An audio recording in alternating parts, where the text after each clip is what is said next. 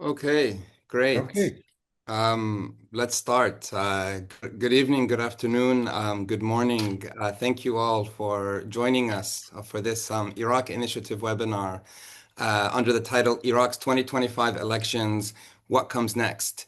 My name is Rinad Mansour. I am a Senior Research Fellow and Director of the Iraq Initiative with the Middle East North Africa Program at Chatham House.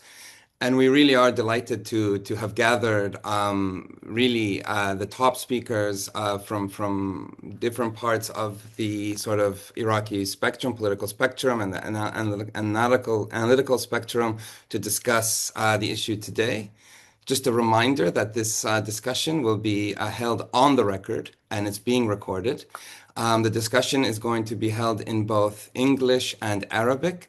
لاستخدام برنامج الترجمة رجاءً للنقر على الرابط أسفل الشاشة تحت الشاشة.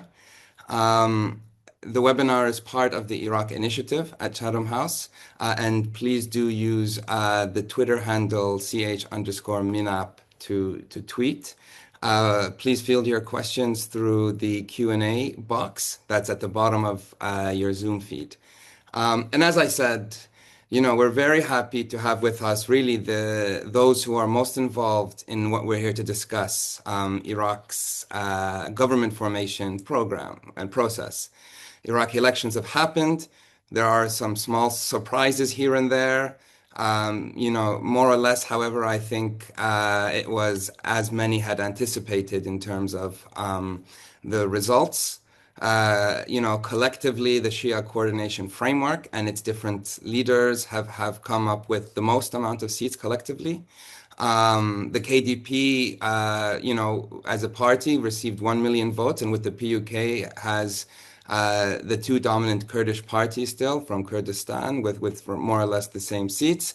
And the Sunnis, divided by three, but seeming to come back together under this new National Political Council, are also beginning to negotiate. So we have the election results.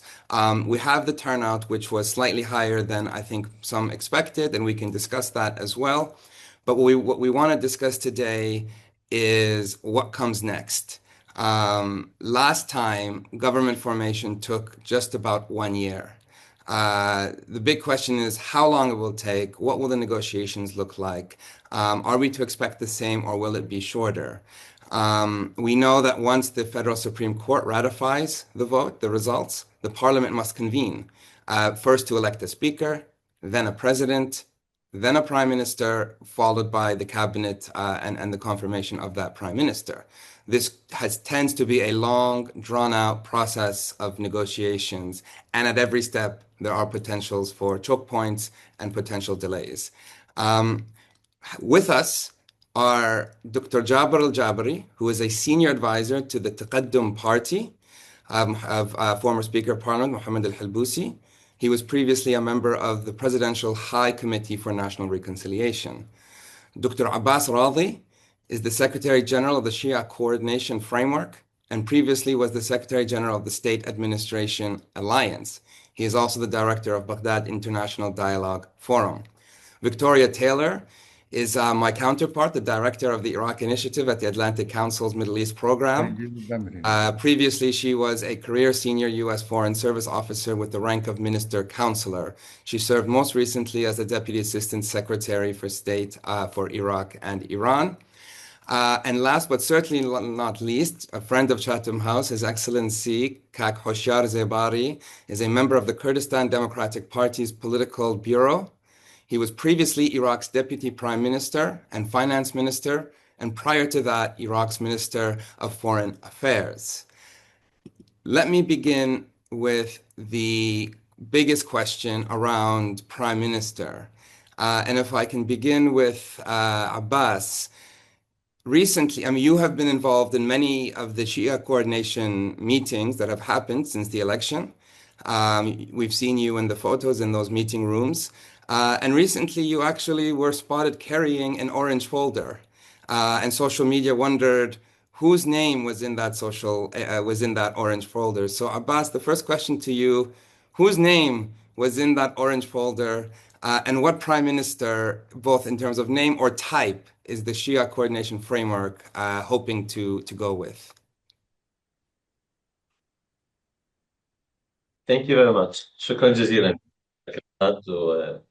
البرتقالي يبدو هو Orange الدكتور جابر الجابري لأنه seems تقدم to برتقالي. signify Jabir al-Jabri or be associated with بسم him. الله الرحمن الرحيم. تحية طيبة لجنابك الكريم Kind greetings to you and to معالي الوزير all the السيد بشار guests, زباري Hoshar Zibari, والسيد الدكتور جابر Mr. Jabir الجابري al-Jabri, والسيدة فيكتوريا and تايلور. Ms. Victoria وسعيد Taylor. جدا أن أكون I'm معكم happy في to هذه be here التقالة with you ومع الصديق أكيد and with our friend Rinad too.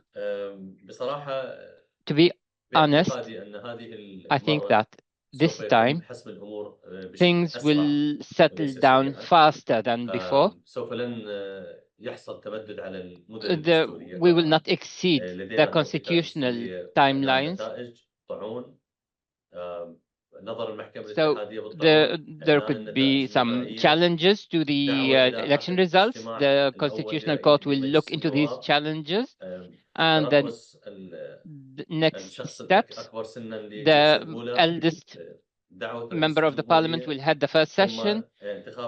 The prime minister will be elected, and the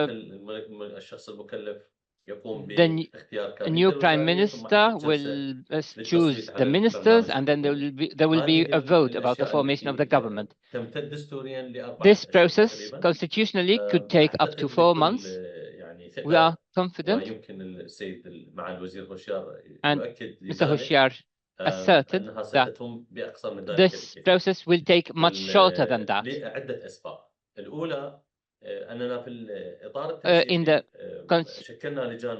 In the framework, coordination framework, we have this orange file. It has early committees. The first one includes Noor al-Maliki and Hadi al-Amri and Mr. al-Mandalawi and Salih al-Fayyad to negotiate and discuss with our partners, particularly from the Kurdish and Sunni demographics, to decide on the head of the parliament and the prime minister. We will explore and help. We found through the visit of Mr. al-Maliki to Mr. Barzani that there seems to be stages that are already settled. The president will be a Kurdish, and among the Sunnis,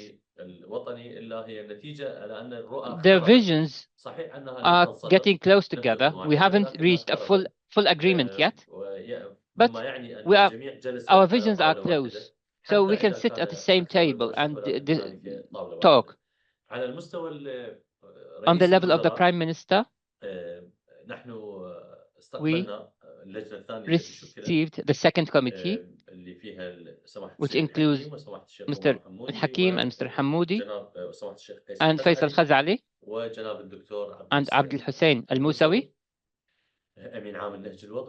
the head of Al-Nahj Al-Watani party.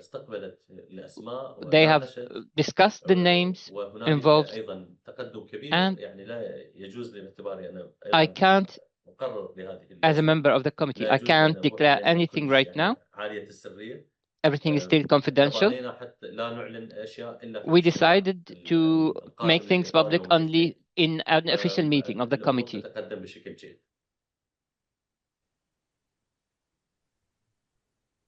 Thank you for those opening remarks, Abbas. And I have many questions which I can hopefully come back to you with. But I wanted to turn first to Your Excellency Kak Hoshyar.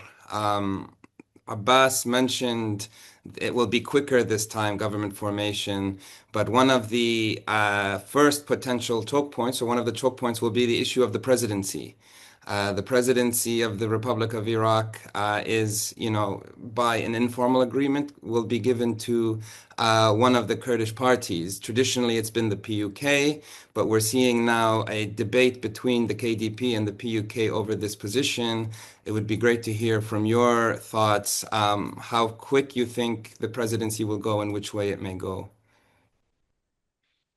Thank you, Renard. Thank you very much for inviting us to this meeting with some distinguished friends. I want to say hello to Victoria. We met recently in Erbil. We had nice discussions about what comes next. And also greeting to Dr. Abbas and Dr. Jabri, and to you, Renat, for organizing this timely meeting. In fact, what comes next is difficult to predict, to be honest with you. The election, Iraq election 2025, went smoothly. I think the turnout, as you mentioned, was good. Technically, it was a successful electoral process by IHAC, by the support of UNAMI and other friends. And I think the legal process to educate the outcome or to confirm, ratify the final result is moving smoothly so far. So of course, there are complaints. There have to be some looking at some of the results, but generally, I don't think there would be a major change in the outcome of the election.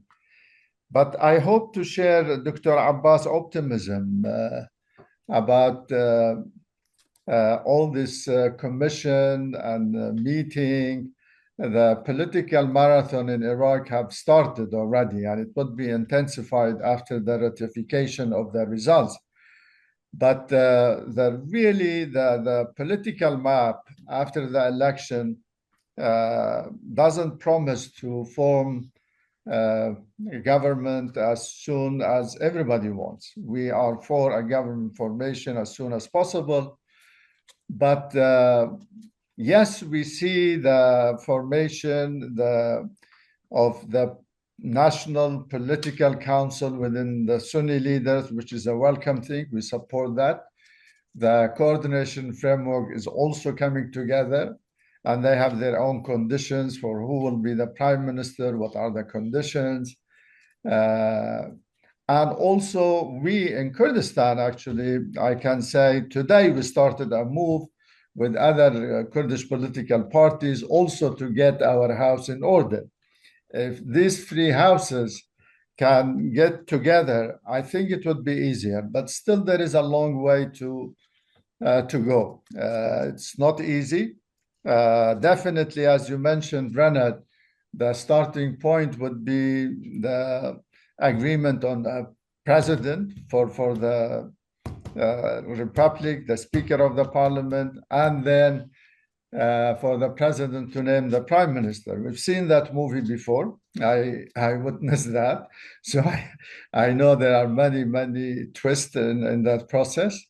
Generally, there has been no agreement so far who would be the next candidate for the presidency.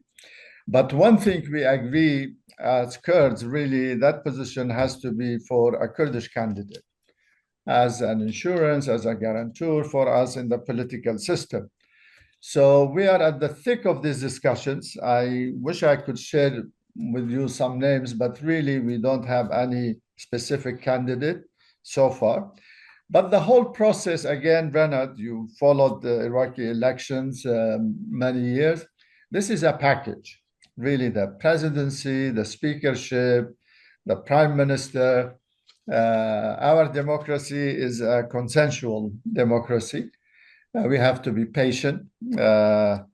And also, there are some worrying signs in this election, actually. Some of our friends are expressing some concerns about the composition of the new parliament, about the dictation of the conditions of the new prime minister, and who will serve under him, who will be his inner cabinet or his own office. I think this is not very encouraging, to be honest with you, from our standpoint of view. But the process is moving, I can say that. And the atmosphere is reasonable, I would say. There is no tension. I think the election campaign, everybody has put it behind themselves. And now the focus is only on the government formation. Unfortunately, nobody talks about government agendas and policies, what needs to be done. It's more personalized. This is not a healthy sign at all. in any democracy. But we will hope for the best, and the coming days or the coming weeks will be crucial really to expedite that political dialogue between all the parties to reach some consensus. Thank you so much, Kakoshar, for that brilliant overview of both your analysis, but sharing your own experiences in that process. Of course, you know better than most how grueling government formation can be and all the twists and turns that come with it. Dr. Jaber, if I can turn to you now. Taqaddum, the party of Mohammed al-Halbousi, did very well. As Kak Hoshar mentioned, the Sunnis are now, the promising sign of Sunnis now being united under the National Political Council. Does this mean that the first stage, the Speaker of Parliament, is more or less certain right now, and after the federal court ratifies the results, we should expect that process at least to begin smoothly, or do you see it otherwise? شكرا جزيلا دكتور ريناد. Thank you so much, Rinad, and greetings to all the participants, Mr. Hoshyar, Mr. Abbas, Ms. Victoria, and all who are listening to us. As my colleagues have said in the beginning, Mr. Hoshyar and Mr. Abbas, the process of forming the government is well defined. We have the presidency and the prime ministership. This process to form the National Political Council involving all the parties that have got the most seats, it's a good step. We hope that it will continue and that there will be a unified political decision. Everybody is waiting for the ratification of the names. And then, as Mr. Hoshyar said, it's a package. There will be an agreement between the components on who will be the speaker, who will be the president of the republic, and who will be the prime minister. There is a possibility that the parliament will have two candidates, as it happened before. And we have a previous experience with this in the presidency, President Barham and Mr. Hussein. As for the Shia framework, there is no agreement on a single name. Mr. Sudani aspires to get that position since he is one of the biggest winners. Members of the framework, according to our information,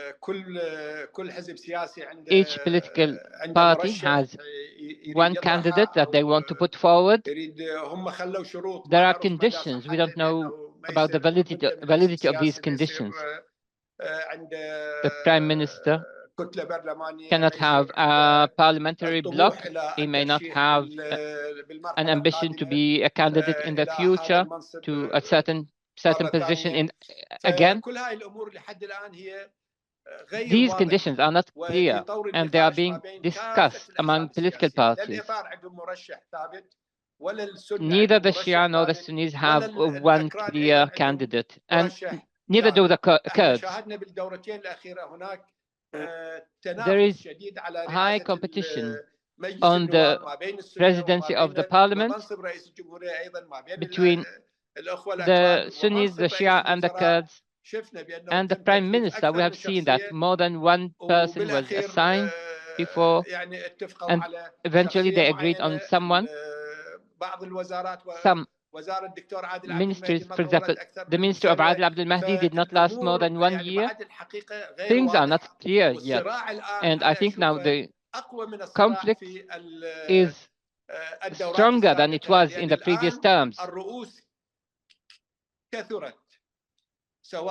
In the Sunni framework, in the Shia framework, and in the Kurdish one, there is high competition.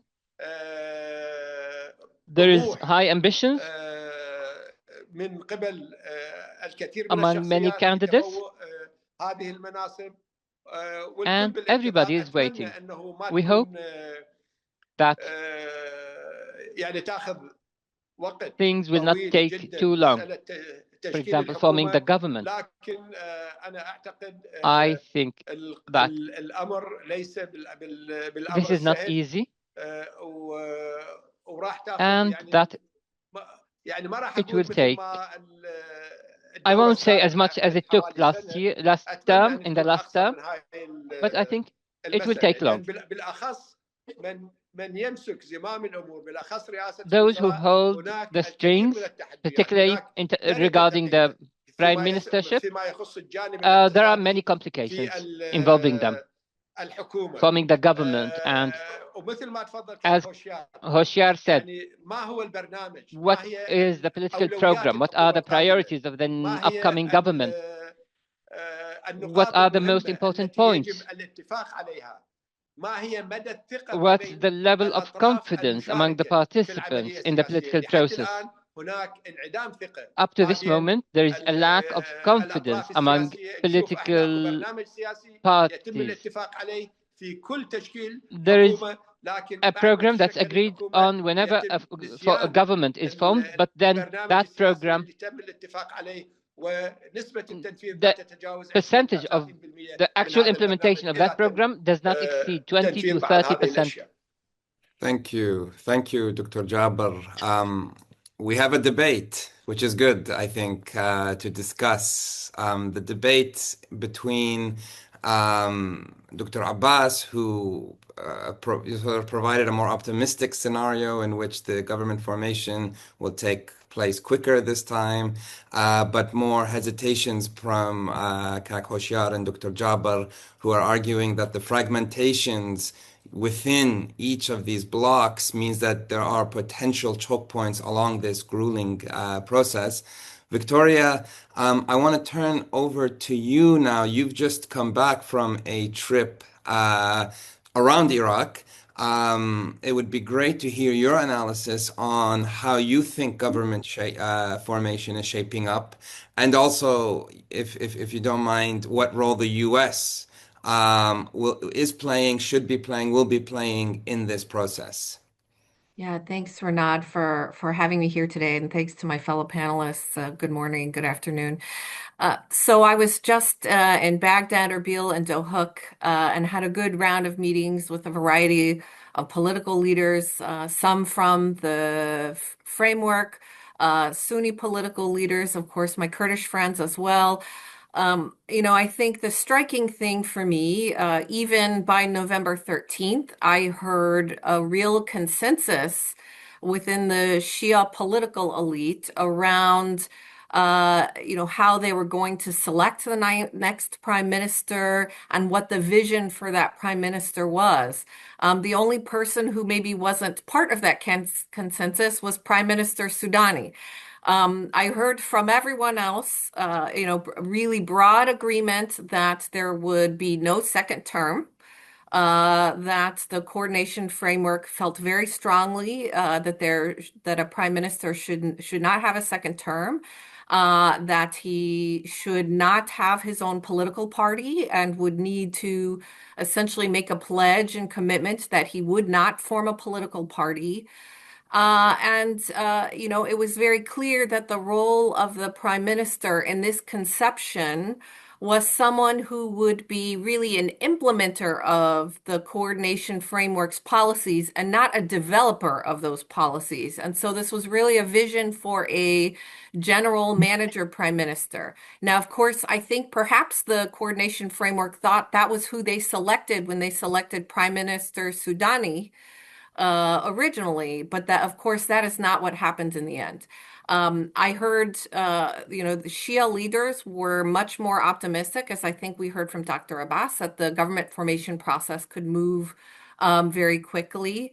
And I think that might be the case in terms of selection of the next prime minister. And of course, I think everyone has heard a debate over a number of names who get mentioned over and over again, and we'll have to see how that selection process proceeds. Uh, I think what I heard from both Sunni and Kurdish leaders, I think, was not consensus yet. Of course, as Kakoshiar mentioned, there needs to be not only selection of the presidency, but there still needs to be selection of a variety of cabinet positions to form the Kurdistan Regional Government. And that process still needs to continue. Among Sunni leaders, still a lot of divisions. When I was there, of course, there had not been this decision yet among Sunni leadership to coordinate together. But I think, what we really see is a process through which political elite, coordinate on a sectarian basis to select key roles internally in a process which seems to bear maybe a limited connection to actual voter preferences and the actual number of seats that were apportioned to the various political blocs. And what I did here, and I had an opportunity to speak to some political analysts as well as some youth, is quite a bit of disaffection from many Iraqis. Some of them, of course, decided not to vote. And some of them, I think, will view the selection process, the government formation process, as really kind of confirming why they shouldn't vote and why voting doesn't matter. Now, as to the U.S. role, I heard from a variety of political leaders, of course, the ghost of the 2010 election and of this very active U.S. role looms very large. I see no inclination from the U.S. government to play such an active role, and I think the days of a very interventionist United States policy in the government formation process are really behind us. What I do think there is a very clear and perhaps more clear policy from the Trump administration, really trying to push the Iraqi government and trying to push the coordination framework to take steps to more clearly delineate between uh, political parties that are aligned with groups the U.S. has designated as terrorist organizations. And I think a major question is how firmly the United States is prepared to make such a condition that groups that are affiliated with these terrorist groups would not be a part of the government formation process. And I think the group that kind of poses the most clear problem in this case is AAH, which did extremely well in the election. And it seems that it would pose more of a challenge for the coordination framework to really exclude a party which has done so well and remained so influential politically. And so I think that remains an open question. How firmly is the United States prepared to place such a condition on the government formation process? Thank you, Victoria. And I just want to remind all of our viewers, thank you for those who are sending in questions. Please do continue to send your questions in, and I'll begin to field them to the honorable speakers shortly. But I do want to turn back to Abbas. There's both in terms of any responses you would like to what has been said, especially around what type of prime minister the coordination framework will be putting ahead. Will it be a political leader or will it be a general manager? What type is needed? And also perhaps to the question that Victoria ended on, does the kind of is there some influence from the Trump administration? Is there some anxiety of U.S. sanctions and the kind of Treasury sanctions that have come out? Will that inform or shape decision making by the coordination framework? And also, sorry, I'm adding lots of questions, but what role does Iran play? We've seen Iran to some extent weakened in the region after October 7th. What is that? What is the balancing act in a way that Iraqi leaders are having to do now? Sorry for all those questions, and over to you.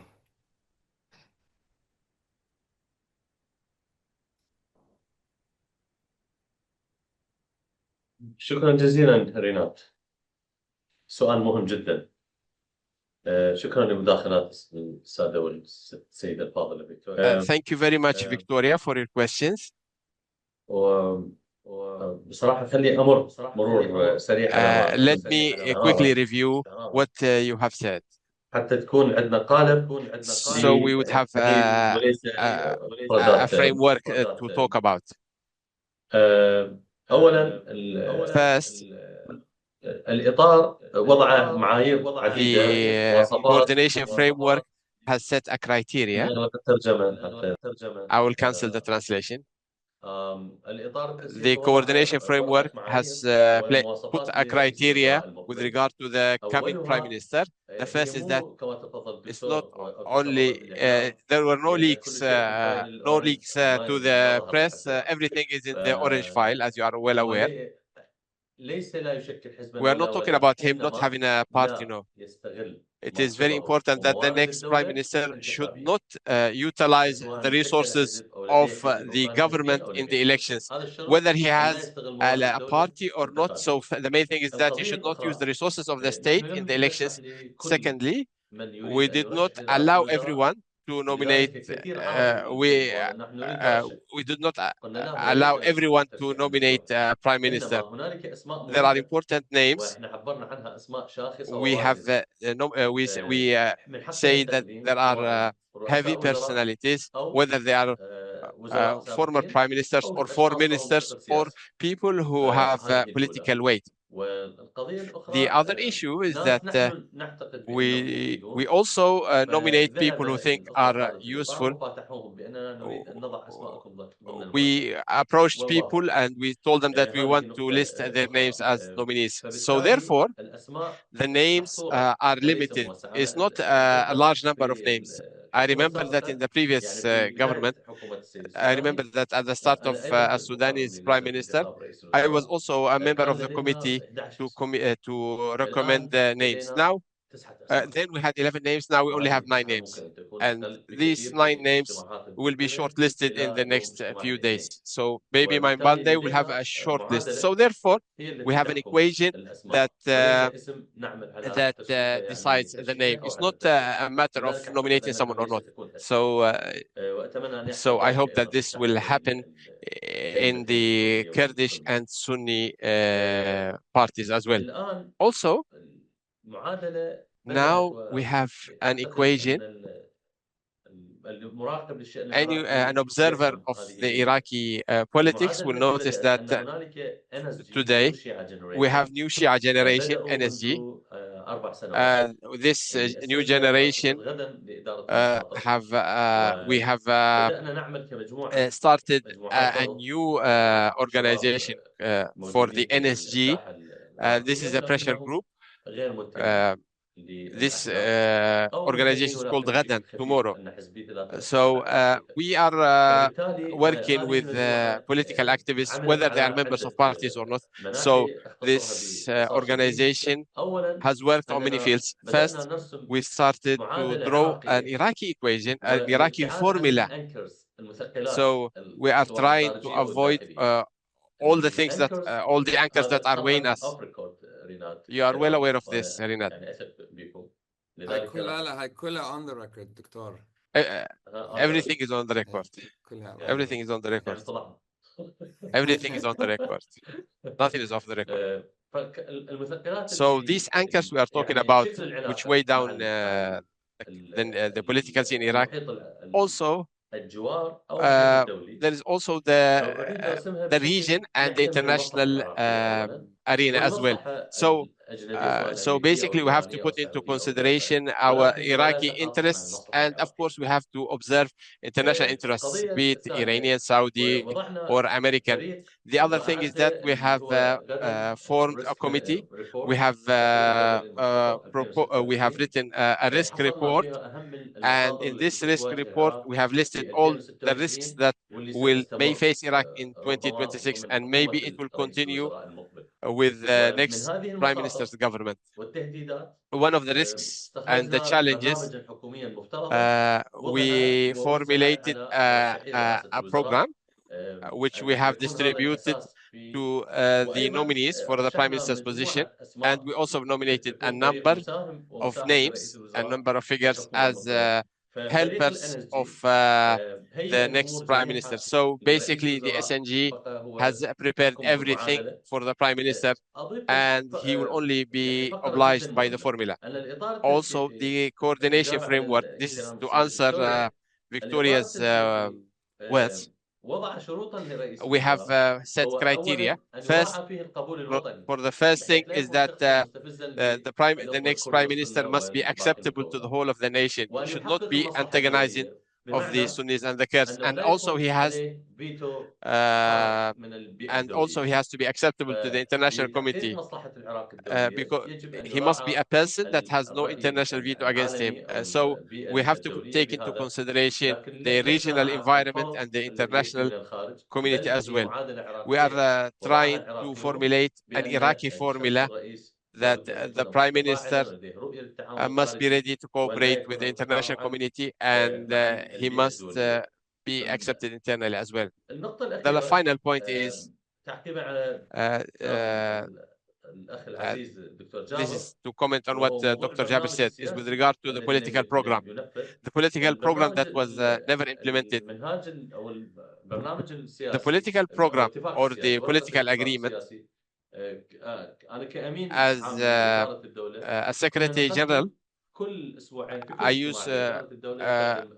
we used to give a report to the Prime Minister every month on what has been achieved with regard to the political program, to the government program as well. So in the last meeting, we achieved 87% of what was said in the political agreement, and before that, the percentage was 67%. The political agreement has two sides. There is the legislative side and the executive side. What could be, there were delays with regard to the executive achievements, but they were achieved. So what we had on paper and a review by an independent people, by an independent committee, showed that we have achieved 87% of what we have set out in our paper. And we hope that we will have a new agreement. Can also answer the question about the pressure from the US. Does the coordination framework feel any pressure from the US for certain candidates who are acceptable, certain candidates who are not acceptable? And I ask the same question from Iran. Is there pressure from the US or Iran in any of this process?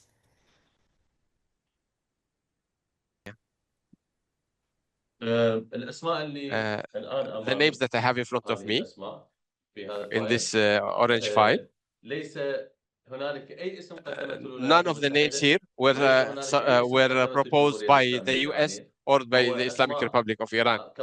As I have mentioned, these are names that were either proposed and nominated either by the people themselves or so there were no pressure. The formula that we have set is based on the interest of Iraq and making sure that we not antagonize the international community. So we continue to communicate with our partners and our friends in different countries.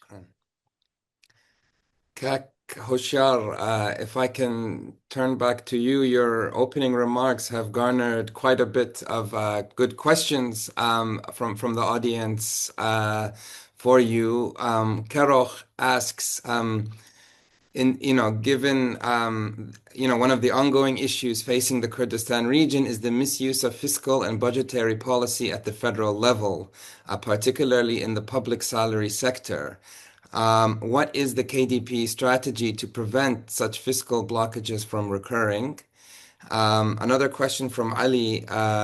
Does the KDP have any vetoes against any of the candidates for Prime Minister, President, or Speaker of Parliament? Over to you. Thank you, Rana. Thank you.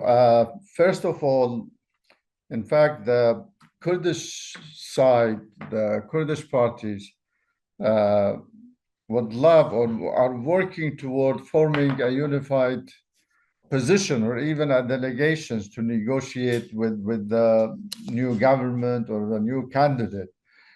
Definitely, we discussed this as early as this morning with some of the parties, that we have some common objective, common goals. The budgetary issue, as you mentioned, oil and gas law, the reform of the electoral law,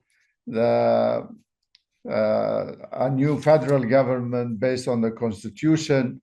So this would be our common objective, actually, whether it's for the KDP, the PUK, or other parties. I think we have a total agreement on these issues that related to the fate or the status of Kurdistan region within a united federal Iraq. And for any future participation, really, I listened very carefully to Dr. Abbas about the achievement of this government program. I might dispute with him.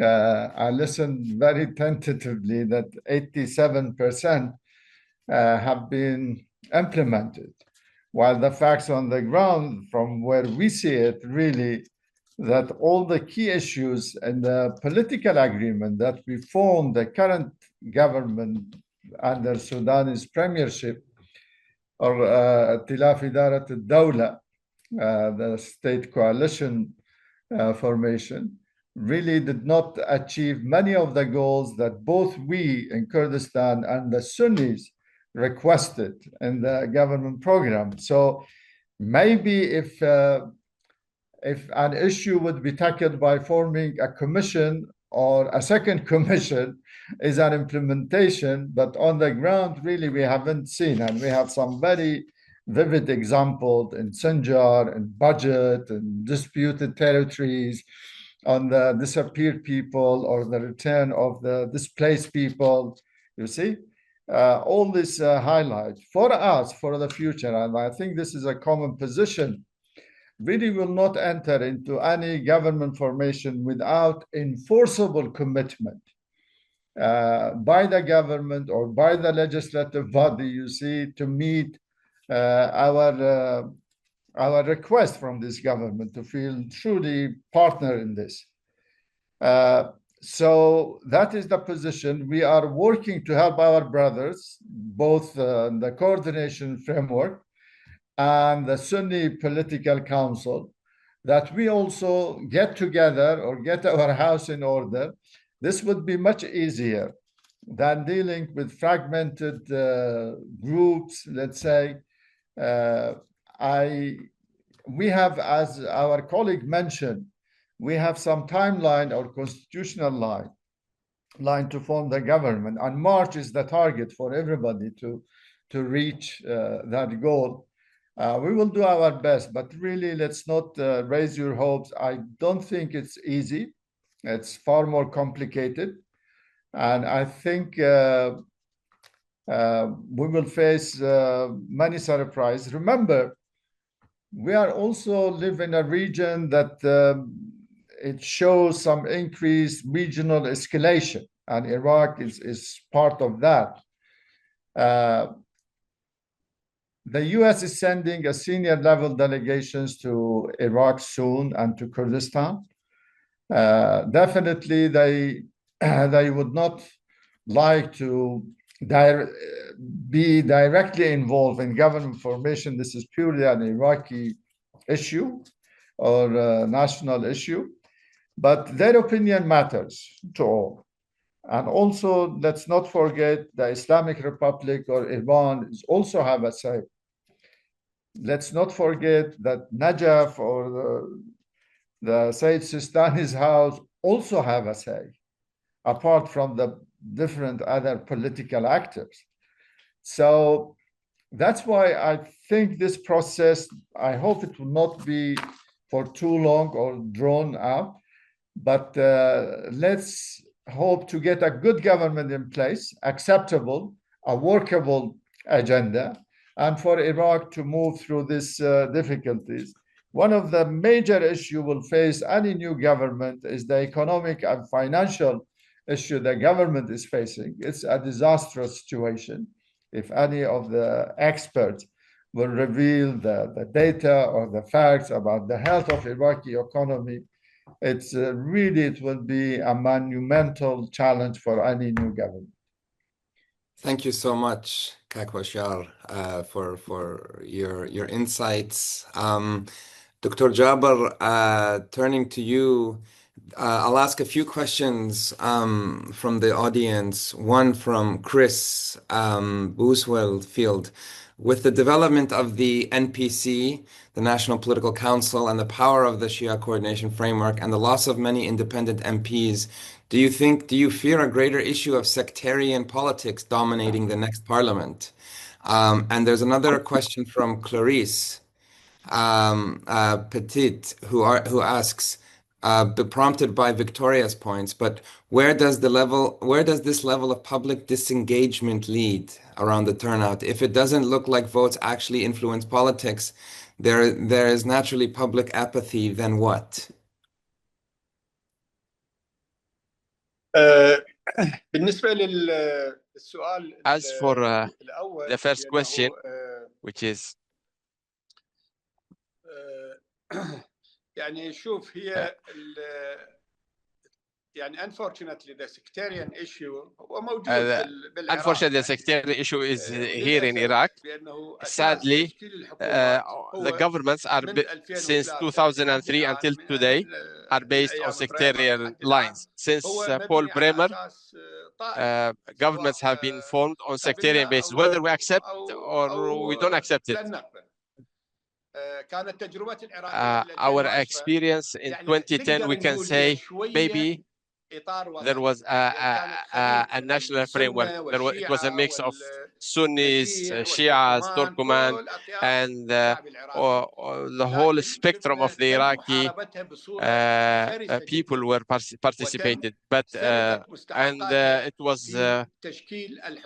was not allowed to form the government, and we know that everything was destroyed. All the constitution articles were destroyed. You know, Iraq is a federal state. All citizens are equal before the law, etc. Also, we saw what happened with the trilateral coalition. This trilateral coalition was formed, which is, let us say, there is a national. So basically, any form of national unity was a challenge. So people who wanted to unify the Shias, Sunnis, and Kurds, they were hampered by the federal court. All this we hear about national governments. The government is based on sectarian, is formed on sectarian basis, and we hope that one day governments will not. This will take some time, maybe. We have copy pasted the Lebanese experience or experiment, and I think that we copied it in a worse. We didn't take the Lebanese experience or experiment as it is, nor did we manage to form national governments, national unity governments. We know that the election campaigns are based on sectarian rhetoric.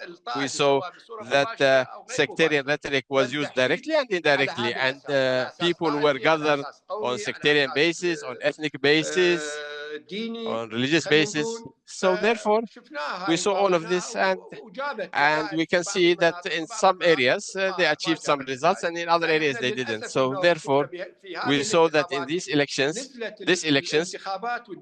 that the electoral campaigns were also based on on regional sensitivities. So this is all a result of the lack of constitutional institutions that protect the political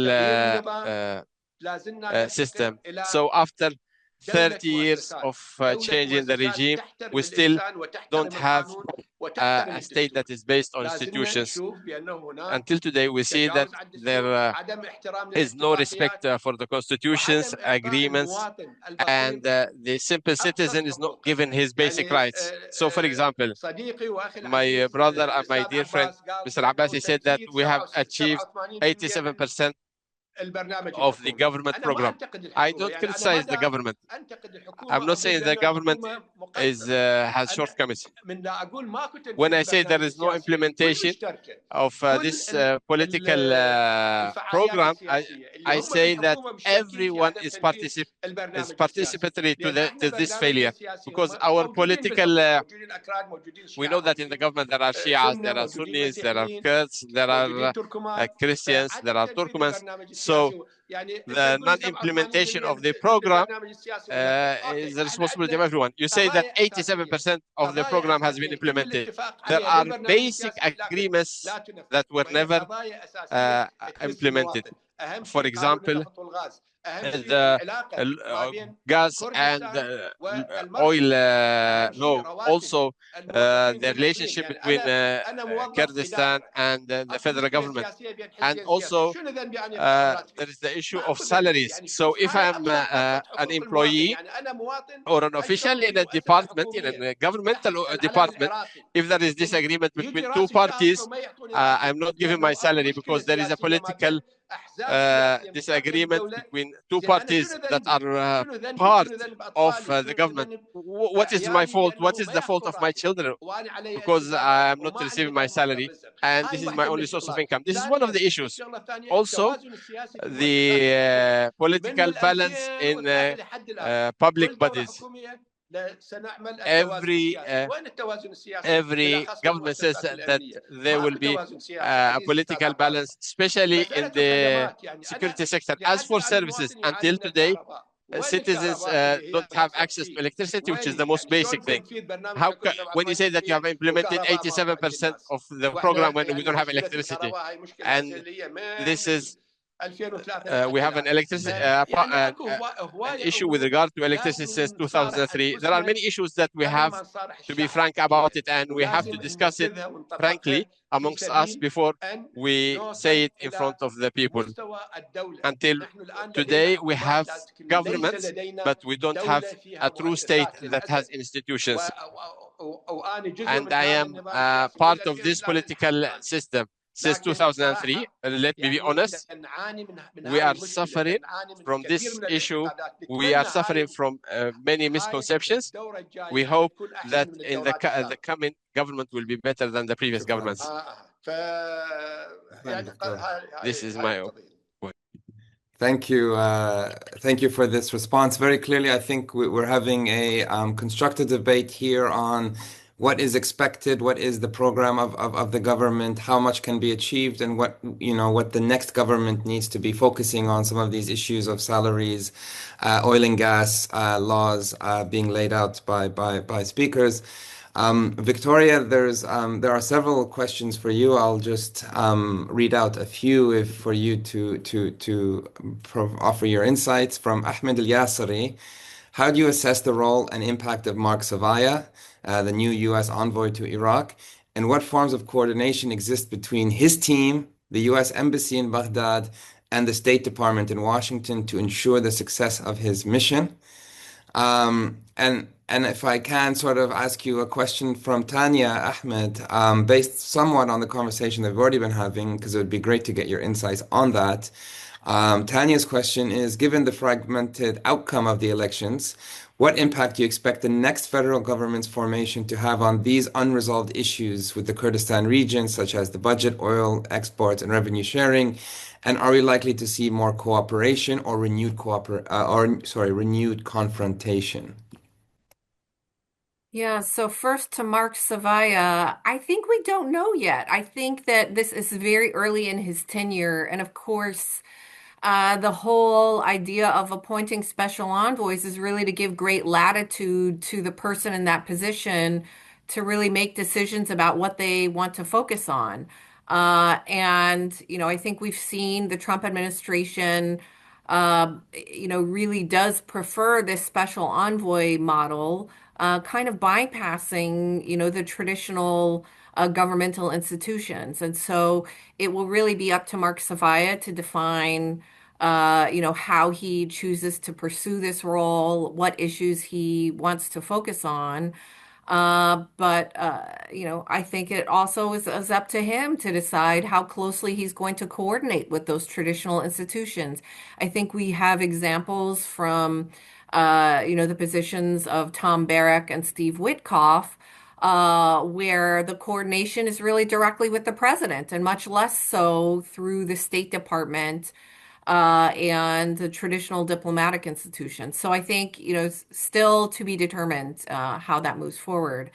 I mean, in terms of resolution of some of these outstanding issues between Baghdad and Erbil, um, I'm not sure if what we anticipate, and I think, it seems like there's broad agreement here. We anticipate that the coordination framework will select the next prime minister, and that next prime minister will, in effect, be the implementer or the general manager of the framework policy.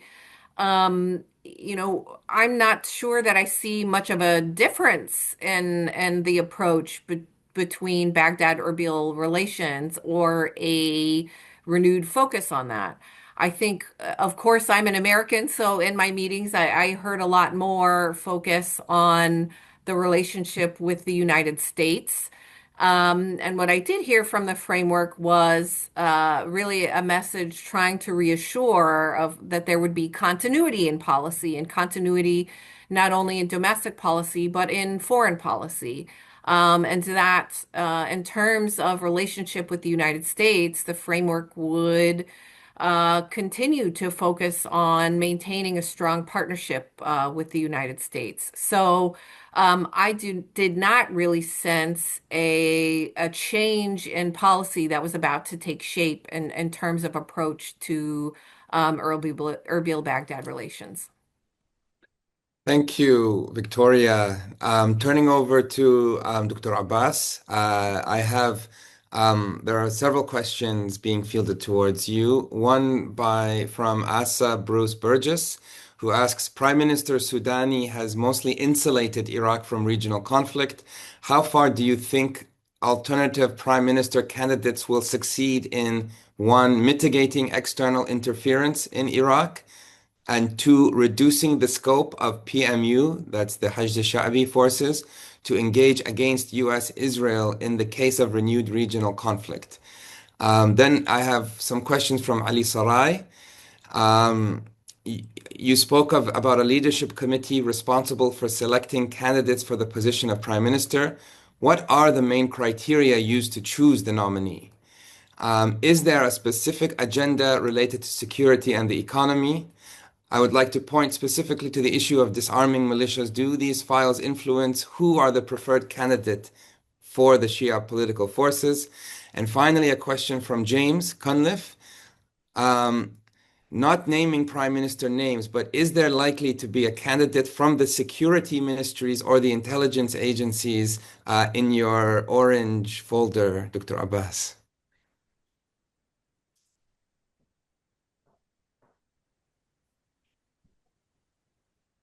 Thank you very much for this very important questions.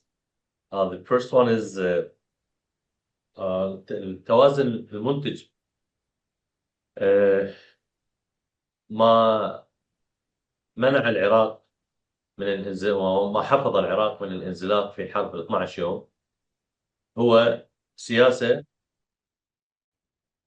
What protected واضح Iraq? أي واضح. ما حفظ العراق What protected Iraq from sliding into the 80 days war was a vision that we called Baghdad Dialogue. And it was called the productive balance, to stand with the side that is wronged, to stand against injustice, but in a way that preserves us. Iraq kept a clear rhythm in its relation with the USA. And I invite Ms.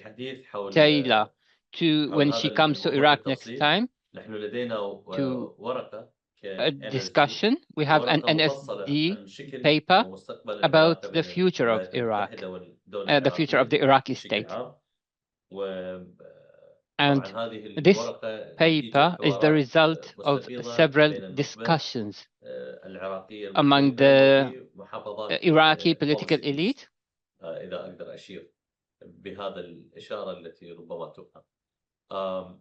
Another, I hope you understand my insinuation. And the other point is that is about the productive balance.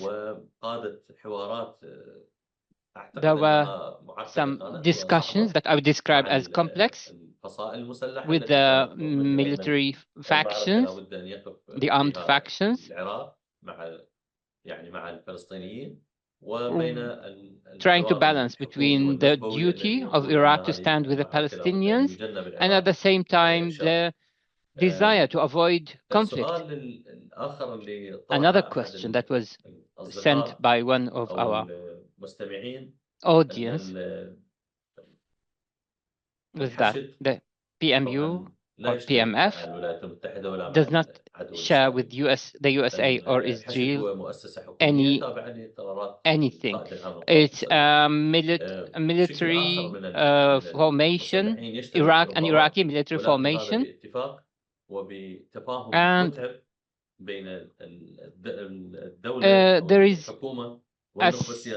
there has been a difficult understanding between the PMU or PMF and the Iraqi government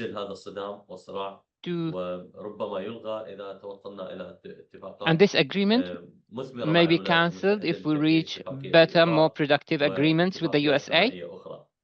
The criteria that have been set, they include an administrative vision, a political vision, a security vision, and a public relations vision or foreign relations vision.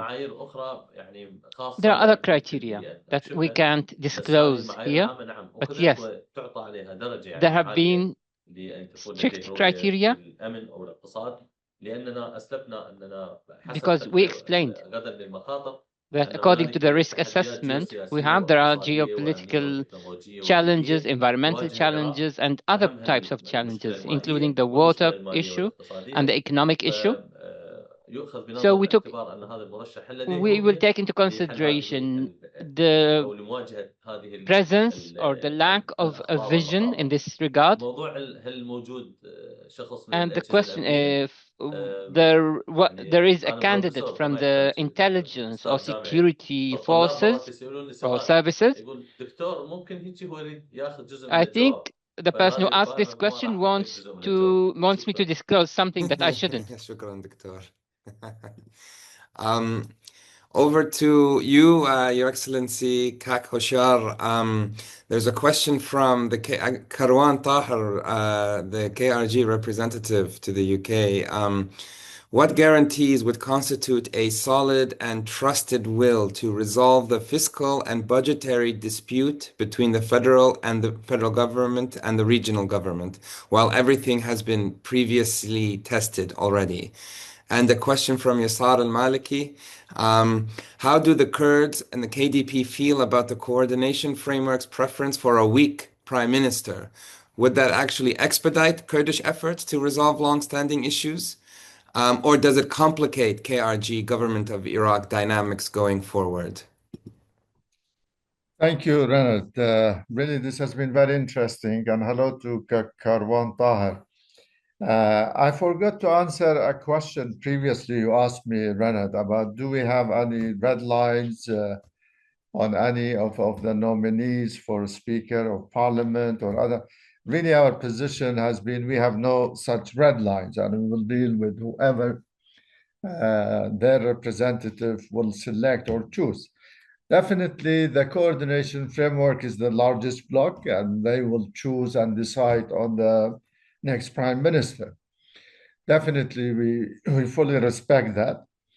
But for Iraq, not only for Kurdistan, we honestly need a strong government, a decision-making government, whoever you see, to take actions vis-a-vis the challenges and services and security on economic and fiscal issue that facing the country.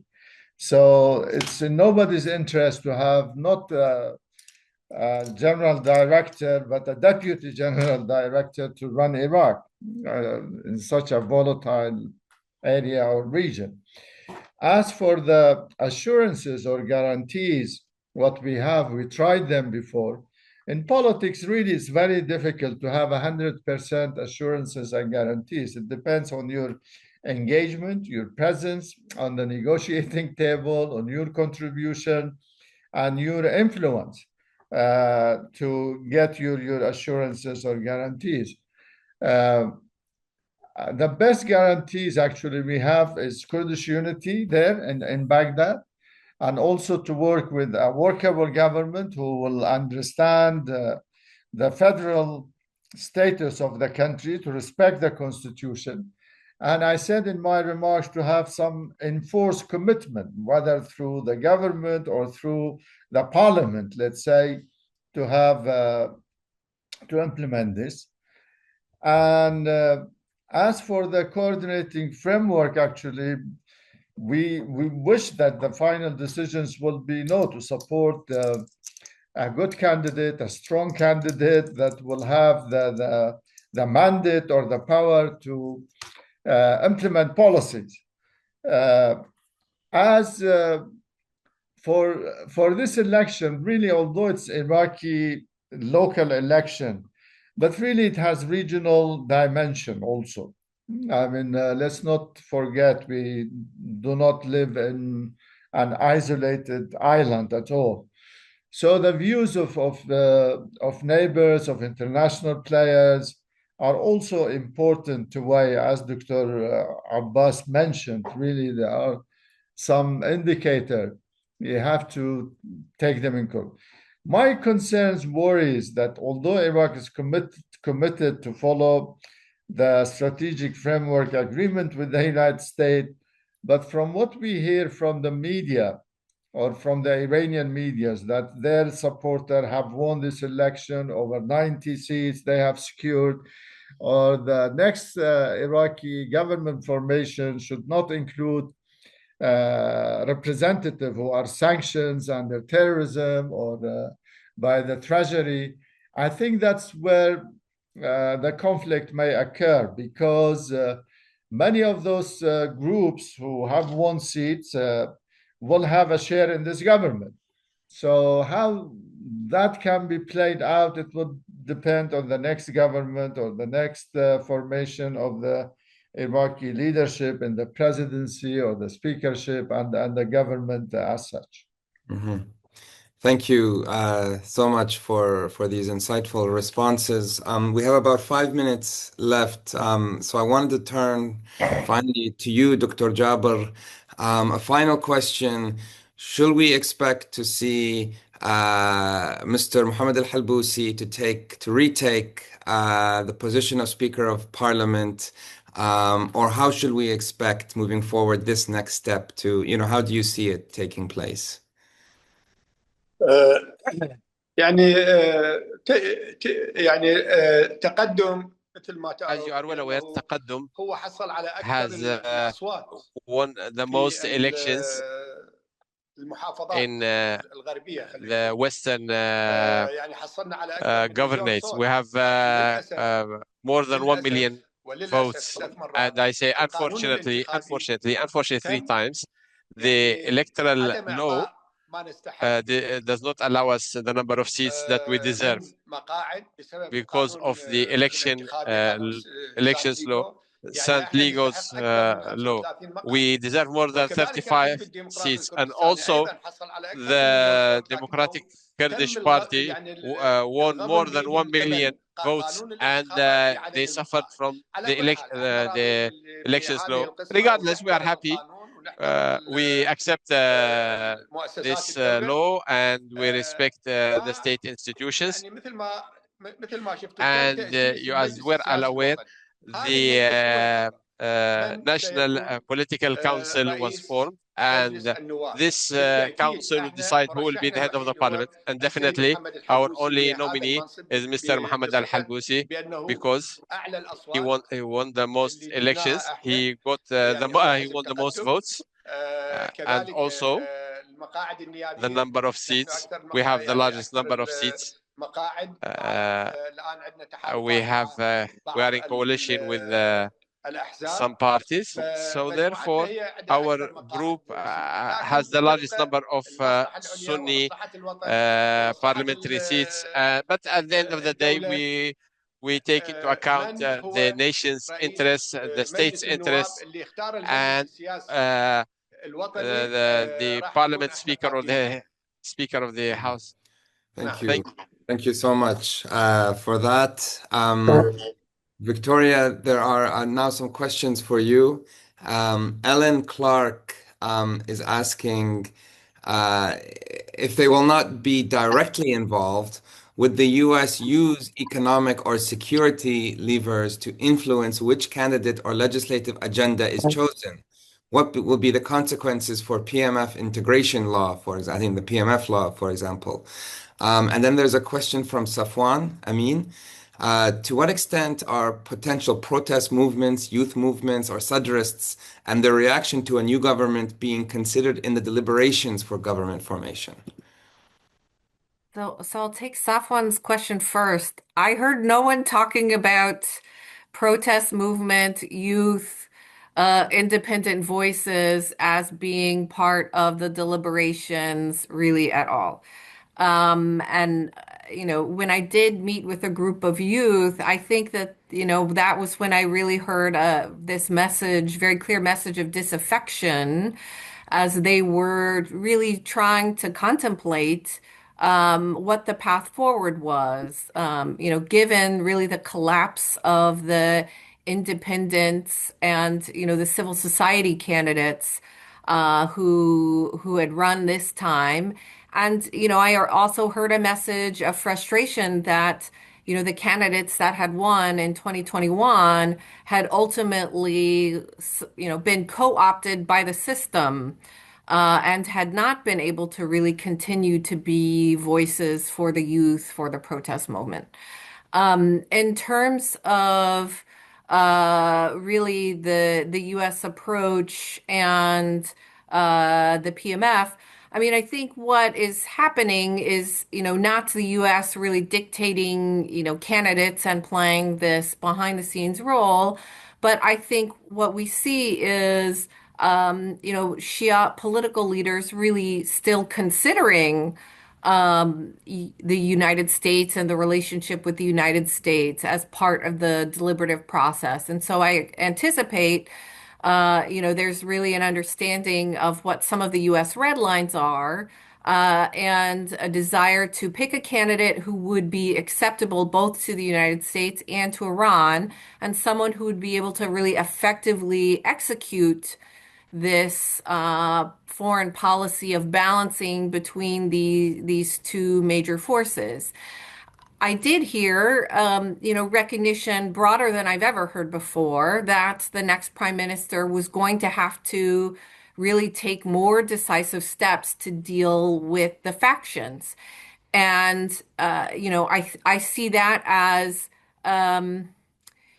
really a sign that, the pressure from the Trump administration since coming into office, had really kind of raised this issue in the collective consciousness as something that was going to have to be addressed over this next government, by the next prime minister. What I did not hear was a very clear articulation of how this would be addressed.